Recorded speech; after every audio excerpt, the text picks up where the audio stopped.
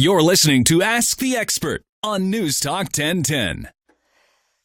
Good afternoon and welcome to the show. This is Ask the Experts. I'm Barb DiGiulio. I'm filling in for Ian Grant this week, and we have a really interesting hour ahead. Have you been injured by someone who was driving while impaired? Maybe your child has been the victim of cyber bullying. Jasmine Daya of Jasmine Daya and Company discusses 2019's top legal topics today on Ask the Expert. Jasmine Daya and Company is a highly respected boutique personal injury law firm based in Toronto.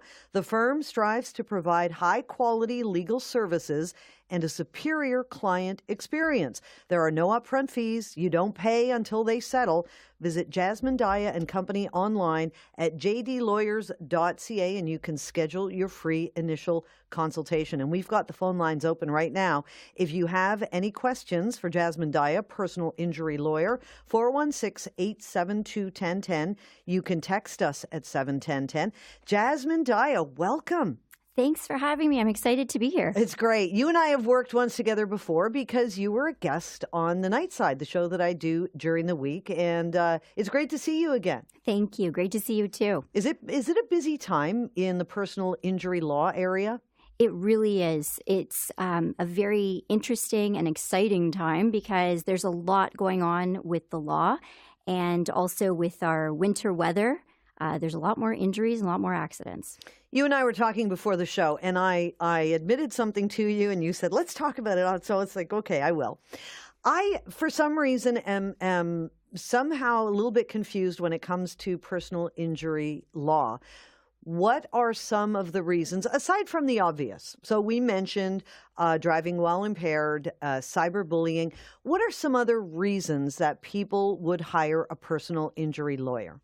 Well, Barb, for starters, I want you to know that I don't think you're alone. I think a lot of people don't fully know what personal injury lawyers do.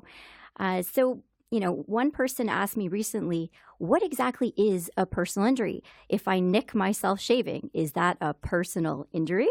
It is. But, technically it is, yeah. Technically it is, but she wouldn't hire me for that one. So personal injury law covers a broad range of areas. Obviously, you know from commercials, there's car accident claims, but there's so much more that's covered.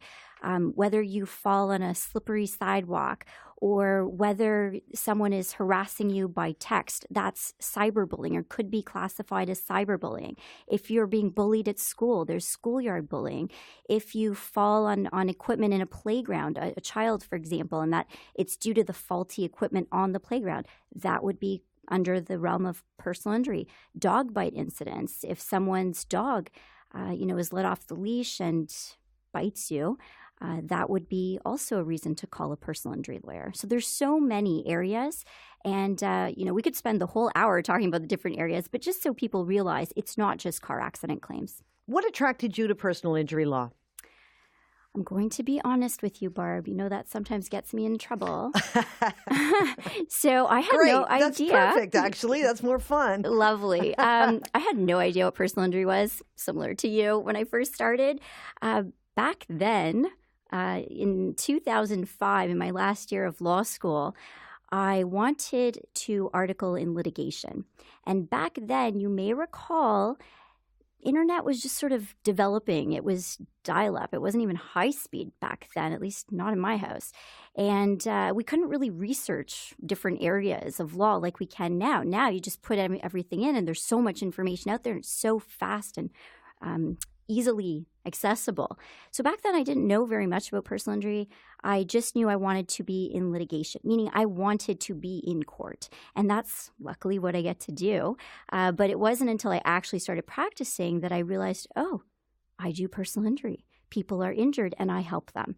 And after I figured that out, I really fell in love with what I do. And I still to this day love it. No matter what kind of law we're talking about, when I talk to people, and sometimes I'll say, you should really talk to a lawyer about that, 95% of the time people say, oh, I can't afford a lawyer, without even knowing what it costs to see a lawyer. And you and your firm approach this in a pretty unique way. Because if I'm to understand it correctly, people don't have to put out money in order to come and see you initially. That's correct. So there's a few things at play here. First of all, we offer a free initial consultation. So if you feel that you have a claim and you want to explore this, pick up the phone, call us, or you can email us at any time, ask us questions. We can tell you right away if you have a claim or not. And then we offer an initial interview for free. So people can come and meet with us also and chat with us about their claims. We can help them explore different avenues and determine whether they have a claim and whether they want to pursue it. And we're also on a contingency fee arrangement. So what that means is after we are hired, we're not getting paid by the minute, by the hour. So no client of mine ever has to worry about where they're going to get the money to pay us. It's never going to come from their pocket to mine. We're going to take a percentage of the settlement at the end after we have a successful outcome. Is that a set percentage or does it depend on the case? It's a set percentage, but it gets confusing thanks to something called the Solicitors Act. And there's fees, costs, disbursements. It's a whole discussion and a whole mathematical formula. And usually I would discuss that in the initial client's meeting with the clients and make sure they understand, everything. And if they don't, we'll go over it again until they do. If there are people out there listening, I'm guessing that people have an opportunity right now, first of all, to call in and speak to Jasmine throughout the hour, 416-872-1010.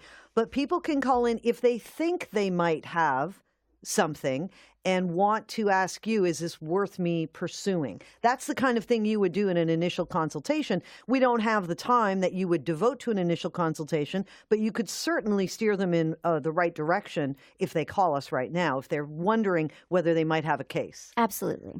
All right, 416-872-1010. Text us at 71010. And the other thing, too, I wanted to mention, we want to talk a little bit about you because you are a mom. Yes. You are an author. Yes. You are a lawyer. Yes. My day only has 24 hours in it. How long is yours? Same as yours. I'm really blessed to say that my 3 children are most of the time amazing, and I love everything I'm doing, and that's what keeps me going. How old are your kids? 13, 9, and 6, and I think they're probably all listening right now. Oh, excellent. Did you want to say hello to each one of them, or we'll just leave it at that? We'll just leave it at that. They're probably already embarrassed that I mentioned them. And now you have what's considered a boutique law firm. Does that mean there are just a few lawyers? You only take on certain types of cases? It means both those things.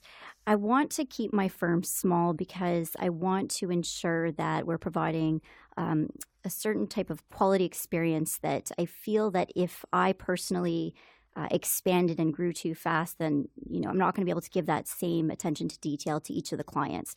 So for me, I want to stay boutique so that I can ensure that quality experience for the client and ensure attention to detail on each file.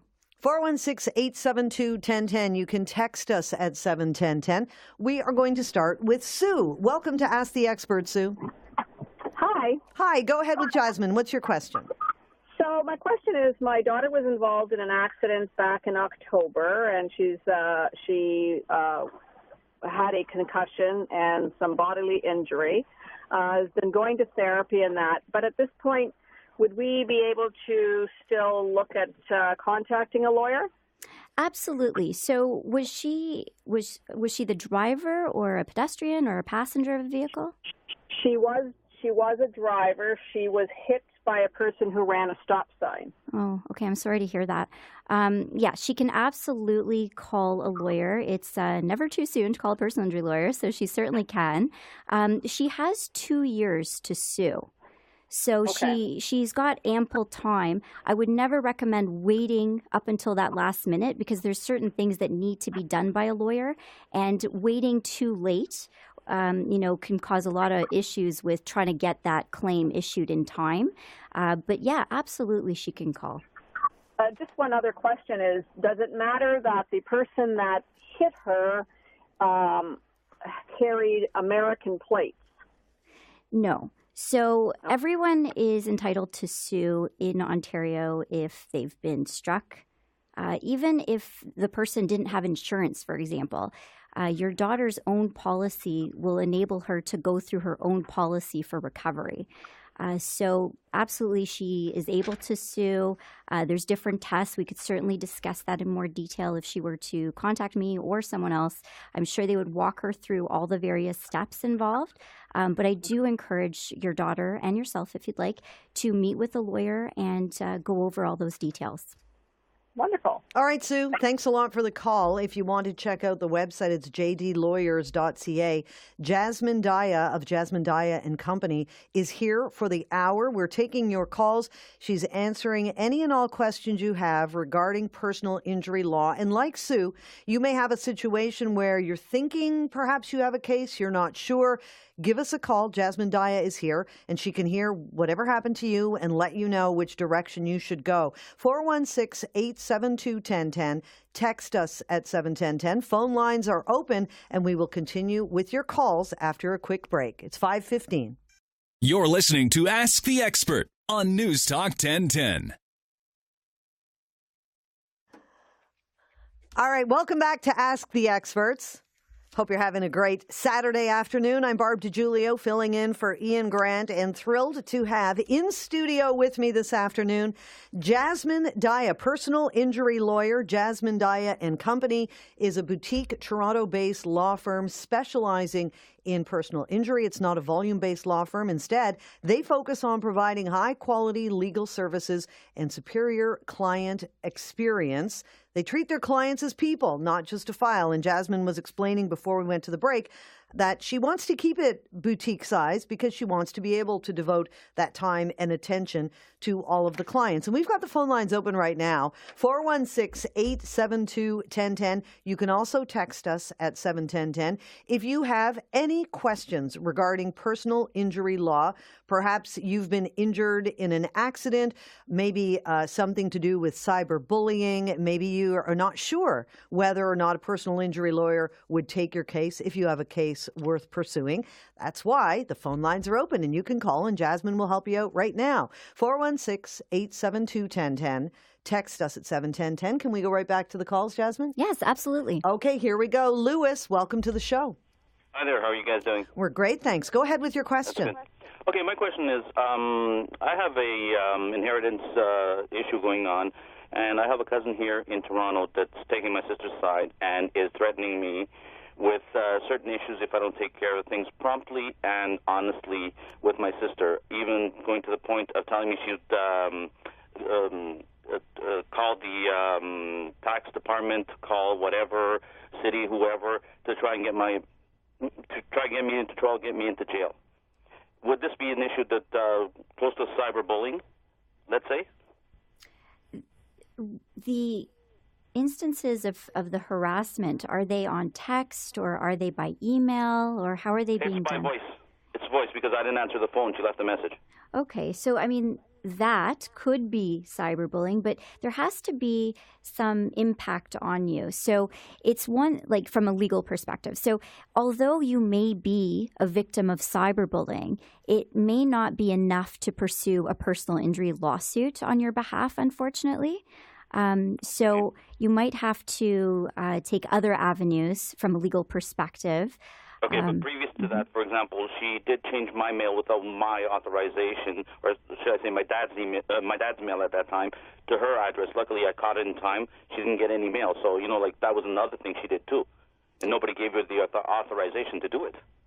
Yeah, so unfortunately, I don't think it would fall under the personal injury realm of cyberbullying. So cyberbullying, if it's texting you and harassing you, displaying pictures of you, slandering you in that manner, that would all fall under cyberbullying under the context of personal injury. But I think that what you've described doesn't. But there may be other legal avenues for you to pursue with a different type of lawyer. Okay, so I'm just in basically outside of that area. Yes, yeah. yes, Okay, unfortunately. thank you very much for Lewis, the information. Have yourself a great day. You too. Thanks a lot for the call. Is that something where at some point a person might go to the police about that? Yes, absolutely. I've had clients in the past that have had, and a lot of cyberbullying these days happen with young people.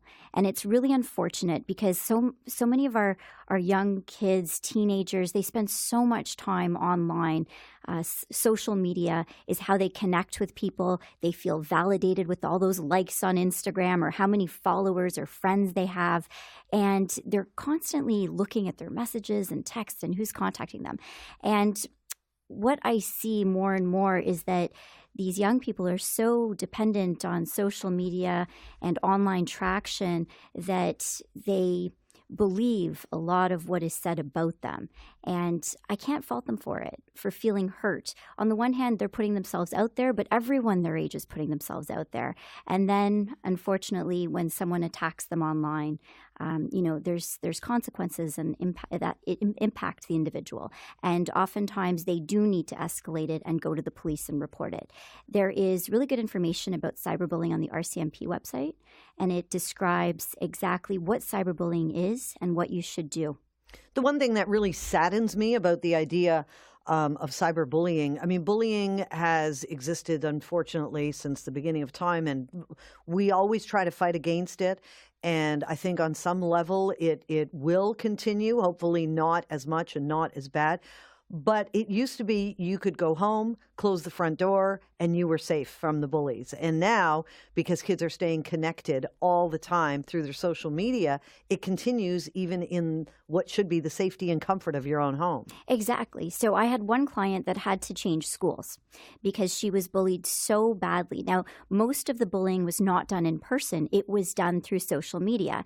But because the people were in her school, she or her parents and her together decided that if they moved and went to a different school, then perhaps this would alleviate some of the issues. But you're right. Exactly what you just described happened in that, yes, she moved schools. She had a fresh start, but she didn't change her identity. So everything that was out there about her was discovered again at the new school, and she just can't escape it. 416-872-1010. Text us at 71010. Personal injury lawyer Jasmine Daya of Jasmine Daya and Company is here taking your calls until 6 o'clock. We will go next to Perry. Welcome to the show, Perry. Go ahead. Yes, hi. Hi, go ahead with your question. Yes, hi. It might be a little bit out of the realm, but I had a question regarding a family law issue that I'm having and a order being stayed. I tried to bring a motion to change last year, and the order was stayed over a cost order that I cannot pay. And I'm just wondering if you had an opinion on that, how to move forward, as I need to access the court. I'm the wrong person for you. I'm sorry. I do personal injury, not family law. It's like asking a brain surgeon to operate on a heart. Okay. So I would love to answer your question, but it wouldn't be appropriate. Okay, Perry. So you need to contact a family law lawyer. It's funny. You must get asked all the time when you're out and people find out you're a personal injury lawyer. Do they ask you every kind of law? Dinner parties, cocktail parties. Yes, they do. And, when I was much younger, I used to want to try and help everybody. And now I have to, I've matured and I've learned and realized that I can't help everyone as much as I want to. I know what I know. I know personal injury law very well inside out, but that's my area of expertise. And you don't want to steer people in the wrong direction. Exactly. I'm actually going to do them a disservice if I try to help. Somebody writes in, I was hit by a car last year while on my motorcycle. The other driver was charged with failing to stop at a red and pled out to it. I was off work for a month. Back without any long-term injuries. My motorcycle was a write-off, but I was reimbursed. Is it worth pursuing? From a personal injury perspective, if you want to contemplate a lawsuit for pain and suffering, you must have sustained permanent and serious impairment. So when you say there's no long-term injuries, you may not have an ability to successful recovery from a pain and suffering perspective. But again, I would strongly urge you to consult with the lawyer in person and go over what your injuries are and see if you have a cause of action. And as mentioned, you offer free consultation at Jasmine Daya and Company.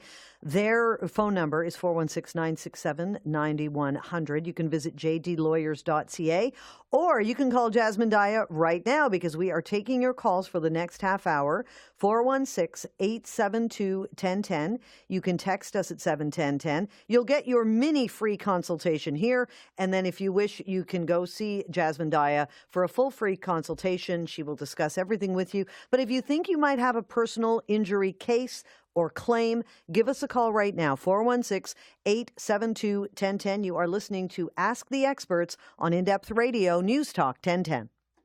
You're listening to Ask the Expert on News Talk 1010. Welcome back to the show. This is Ask the Experts. It might be a chilly Saturday afternoon, but we are great. We're inside. Jasmine Daya is here. I'm Barb DiGiulio, filling in for Ian Grant. Jasmine Daya is a personal injury lawyer of Jasmine Daya and Company. We are talking, we're answering a lot of questions, and it's great for those of you who have questions around personal injury law. Feel free to give us a call. The phone lines are open, 416-872-1010.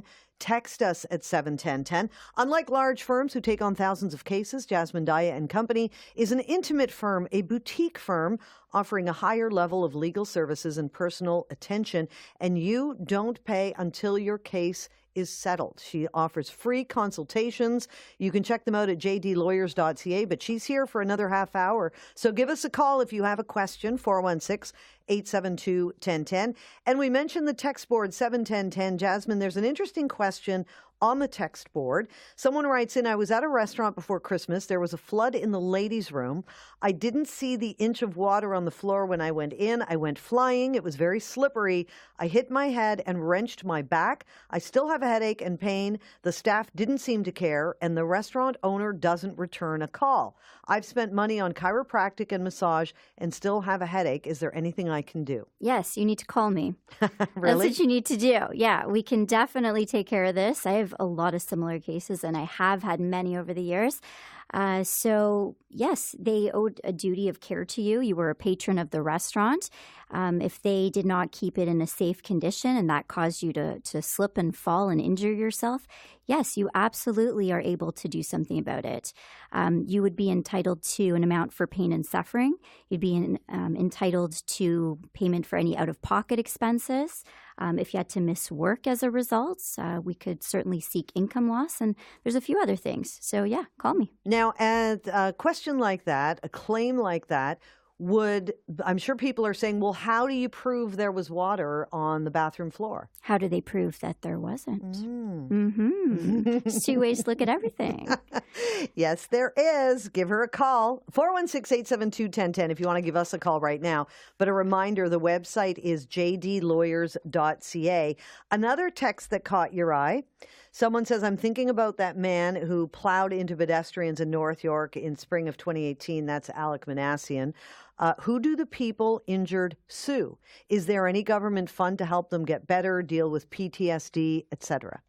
So everyone that's involved in a motor vehicle accident in Ontario is entitled to get something called accident benefits. So what that means is you are going to go through your own insurance company to get access to benefits for treatment needs, such as what was asked of us to answer.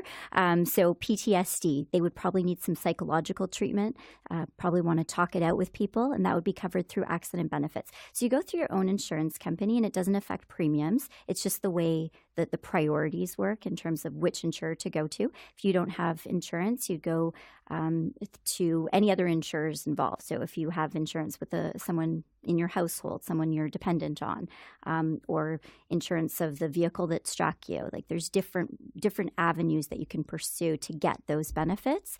And then separately, you have a lawsuit for pain and suffering against the driver that struck you. And if they don't have insurance, then again, you're going to look to your own policy to compensate you. And if there's no insurance there, yes, there is a government fund available. It's called the Motor Vehicle Accident Claims Fund, and it's set up for individuals who don't have access to any other insurance.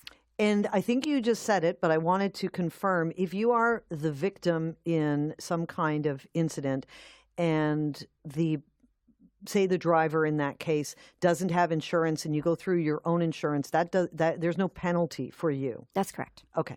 416-872-1010. Text us at 71010. Helen has an interesting story. Hi, Helen. Go ahead. Oh, hello. Yes, and that's Helen speaking. Go ahead with your question, Helen. Thank you. I had operation done by Dr. Bice in Western Hospital on glaucoma, and I never had glaucoma. She took care of me almost 4 years, last 3 months. And then she forced me to sign the paper for glaucoma, otherwise operation, otherwise I'll be blind. So she did operation, and I'm blind because I never had glaucoma. So this is an area of law called medical malpractice. Yes. And that it's very similar to personal injury, but the test, the standard in order to be able to sue the doctor is a little bit higher than just a straight negligence case. So we would have to go through the medical records and see exactly what occurred, but it's definitely something that could be explored, and it sounds like you have the ability to sue, but again, we'd have to go through all the records to see, are you going to meet the legal test? Is that something where Helen could start with your firm? And then, I mean, medical malpractice, you said, is a different area, but is that something a personal injury lawyer would handle? Some personal injury lawyers also handle medical malpractice. Some choose to not. My firm does some medical malpractice. We don't take on too many. Those cases often last a lot longer. And sometimes you need a different lawyer at a different firm that just does medical malpractice and devotes all their time and energy to medical malpractice. Do personal injury cases tend to take longer than other types, or does it just depend on the case? It depends on the case. I think that some individuals are surprised at how long some cases take. I want to move my files as fast as I can. There's no point in having files on the shelf. I'd rather have my client satisfied and get compensated quickly. And I would also like to get paid too. So, there's incentive for me to move the file as fast as I can. But unfortunately, sometimes there's backlogs at the court. I shouldn't say sometimes. There's always backlogs at the court. And in addition to the court, there's certain steps, procedures that need to occur properly, and those take time. You mentioned earlier in the show that you got into a certain type of law. You ended up in personal injury law because you wanted to be in the courtroom. Does it energize you every day to be in the courtroom? I'm not actually in the courtroom every day. I do a lot of things outside of the office every day, and that energizes me. I love that every day is a new, exciting day. My husband asks me what I'm doing tomorrow, where I'm going to be, and I usually don't know. I have to look at my phone and figure out what my schedule is because it's quite chaotic. But we're at court reporters every day. Not every day, but every few days I'm at a court reporter's office. There's mediations, there's pretrials at court, there's motions that need to be argued, there's hearings that I attend at. There's all sorts of steps and proceedings that make my job really interesting. 416-872-1010. Text us at 71010. Jasmine Daya is here. Jasmine Daya and Company, a highly respected boutique personal injury law firm based in Toronto. She is taking your calls if you think you might have a personal injury claim or case. If you go see her in the office, she will give you a free initial consultation, but you can start right here if you want to find out whether your case is worth pursuing. Here is Delroy. Welcome to the show, Delroy. Hi, how are you doing, Barb? Good, thank you. Go ahead with your question for Jasmine. I have so many, but there's one that I would like to focus on. I went to a bank in a mall in Brampton to complain because somebody from the bank called my landlord, right, and gave personal information about me, and I went to the bank to complain, right? The bank manager, we had issues prior, so we didn't like each other. The bank manager, long story short, called security. Security beat me up, put me in jail. Wow. After I was released from jail, I thought I could handle it. I went home, and I was having nightmares. So I went to the hospital. They kept me for 9 days. I was diagnosed with PTSD and other stuff. And now I'm trying to sue, and I can't find anybody to start it. And it so happened that the bank, I'm not going to name them because I'm sure you don't want me to name them, right? That same bank is still carrying on, defaming my character and treating me like I'm an idiot. All right, let's see what Jasmine has to say. Well, first, I'm sorry to hear about the situation. You know, it sounds very unfortunate. It seems that you're still continuing to suffer from this issue. So I'm sorry to hear that. In terms of the issue itself, a security officer does not have any rights beyond that of an ordinary citizen. That means they can't just beat you up.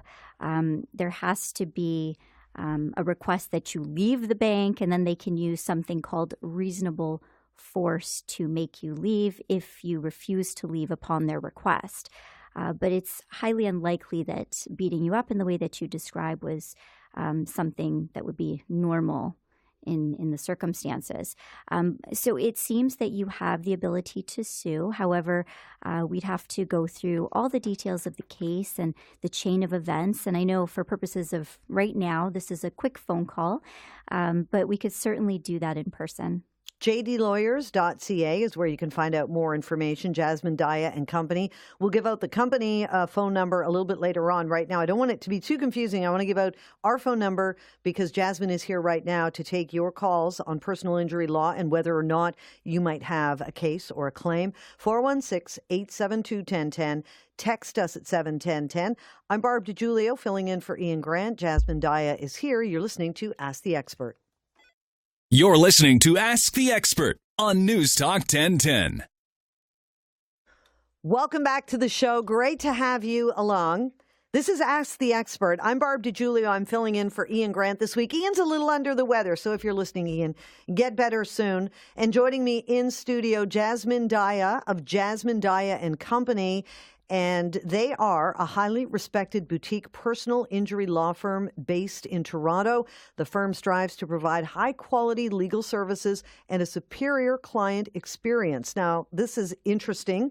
For all of you who think, I can't afford to go see a lawyer, there are no upfront fees. You don't pay until they settle. Visit Jasmine Daya and Company online at jdlawyers.ca. You can schedule your free initial consultation. She is here right now taking your calls. And I've seen one text so far, somebody saying that they can't get through. The phone lines are open.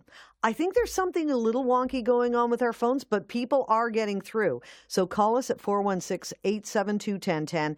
Text us at 71010 if you have a question for Jasmine Daya. Perhaps you think you might have a personal injury case or claim and you're not sure. She can help you out with that right now. And before we get back to the phone, somebody texted in a question, Jasmine, and this one's really interesting. The person writes in, can a client find out what the settlement was worth once it's settled? So you don't take money up front, you take a percentage once it's settled. And this person is asking, does the client ever find out the total amount of the settlement so they know the exact amount that you took? So if you are settling a file, and this is without a trial, so somewhere along the line you've settled, everyone has to be on board. No lawyer is permitted to just take funds from you. So you as a client are completely entitled and you have the right and you should know exactly what that breakdown is. But going back to the settlement, if it's settled somewhere along the line without a trial, you have to sign something generally called a full and final release, saying that you agree to this amount, so it discloses the amount right on that agreement. And usually that agreement is for the person you sued because they want to make sure you're not coming after them for more. So it's going to be right on that release. And then secondly, when your lawyer receives the settlement check, they have to give you a detailed account that outlines what was paid for fees, what was paid for HST, what were the disbursements, and what the client is getting. So yes, you absolutely have the right and should have seen the full amount, as well as get a detailed account on a breakdown of funds and where all of them are going. When you are in the process of settling a case, Does the client not have to agree to the amount being settled before it is settled? They absolutely have to agree. A lawyer could get sued for accepting a settlement without instructions. So it is my practice to always discuss with the client, this is what was offered. I recommend you take it, or I recommend you don't, or I think we should make a counteroffer. But regardless of my recommendations, I'm always going to first outline, this is the amount that was offered. This is what you're going to get in your pocket after all is said and done. Then I go into the discussion about my recommendations, and then I take instructions from my clients. It is not my lawsuit. They're in charge. The client is my boss to a certain level. I am reporting to them and taking instructions to them, and I must follow what they say. And lawyers are not in the business of keeping their clients in the dark. You can't do that. Ethically or legally, we have an obligation to our clients to act in their best interests, and it's their case. They're entitled to know. 416-872-1010. Text us at 71010. Jasmine Daya is here. Jasmine Daya and Company. Dawn is on the line. Thanks for holding, Dawn. Go ahead with your question. Good evening. My question is I'm on social assistance.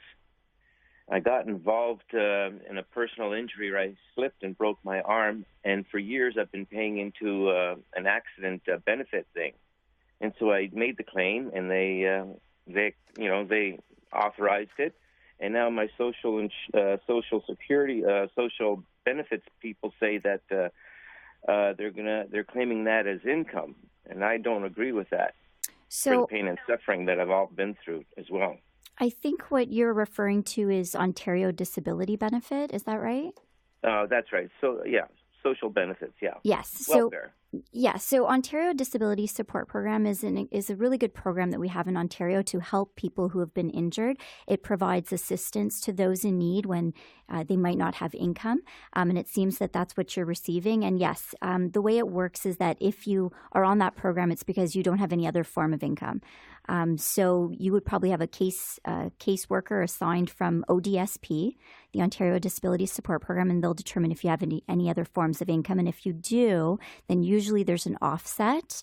And while I recognize where you're coming from, it doesn't seem fair. It's unfortunately, that's the law. So you'd have to talk to the caseworker at ODSP about it. Fair enough. It doesn't seem fair, but I guess you're right. Okay, Dawn, but it's good to get confirmation on that. Absolutely. Yeah, you can definitely talk to the caseworker about that. All right. We have a couple of minutes left, and phone lines remain open at 416-872-1010. Before we went on the air at the beginning of the show, you and I were talking about distracted driving and the changes that came in January 1st. Did you want to comment? Is there stuff people should know? Distracted driving is a hot topic right now. Yes. Put the phone away. You definitely want to keep your phone in your purse, your bag, somewhere far away, out of sight. You don't want it to light up and then you're wanting to see, what was that message? Who's contacting me? Did someone like my post? You just want to keep it really far away because there's a blitz going on in our city right now. And what they are doing is the police are in streetcars or in unmarked vehicles. They're peering into your vehicle to see if you're using your device. And they're not just doing it to be a big pain in the you-know-what. They're doing it because there's an unfortunate statistic. In 2017, there were more people that died as a result of drivers that were distracted than drivers that were impaired. And that's what our city is trying to clean up. We want to get rid of that statistic. I think there's a little bit of gray area, or perhaps it's just in our understanding of the laws. If you have your phone out somewhere, but you're not looking at it, you're not touching it, I mean, can you still get in trouble? You can, but because it's kind of like a he said, she said, were you looking? Were you using it? Was it by your lap? That's why my advice is to shove it down in a deep, dark pocket, put in your glove box so it can't be seen. I had a client. He's probably listening right now, but he came to my office a couple of weeks ago, and he was telling me about something that happened to him. This is interesting for your listeners. Okay. So he said he had his phone on the front passenger seat, and someone in front of him stopped abruptly, and so he slammed on his brakes, and there was no accident, but his phone flew from the passenger seat to the front, and he was at a stoplight, so he reached to pick it up and put it back where it was, but a police officer saw this and assumed that he was on the phone. Now, this was before January 1st. He didn't receive a ticket, but he was upset because the police officer mouthed to him, get off your phone. And he's like, I wasn't on my phone. And, he's wondering now, would I have gotten a ticket? Well, we don't know if he would have gotten a ticket or not. What I can say is let's just not get into the gray area, because you don't want to deal with facing a license suspension. A lot of people need their vehicles to get their kids to school or to get to work, and you just don't want to get into that problem. I know someone who was in a car accident, and the police, for some reason, police were right there and said, where's your phone? She said, it's in my purse in the back seat. And she said from then on, she realized it's just good to put it where you can't reach it while you're driving. Exactly. And if you need to be on a call, make sure your phone is connected to the Bluetooth. Not much time left. Do you want to talk about impaired driving, cannabis laws? What would you like to touch on, if anything? You know what I think we should do? We've got some great messages here coming in. I'd like to satisfy the listeners if we can. Sure. Which one did you want to take on? Well, we have an interesting question about how long does it take from filing a claim to receiving an outcome? That's an excellent question, and it differs for every single claim out there. So sometimes I will meet a new client, I'll be retained on a case, and within a few months, the case settles. Then I've got some clients that the same situation, I'm retained on a case, it can take a few years. And it really depends on the case at hand. It also depends on who is retained on the other side, who the insurance company is on the other side, who the lawyer is on the other side. There's so many factors that play a role. So it's a difficult question to ask. What I can say is that most of my clients are settled, or most of my clients walk away with a resolution between a few months to a maximum of about 4 years. Okay, and you were mentioning earlier, medical ones can tend to take a little bit longer. Medical ones can take longer, and there are some personal injury cases that could take longer than 4 years, 5 or 6 years. There was one client that came to me because he had a file arising from a car accident that was 8 years prior. And I looked at that file and I was deeply concerned about what I saw. This was not a case that should have taken that long, but you might want to get another opinion if you have concerns.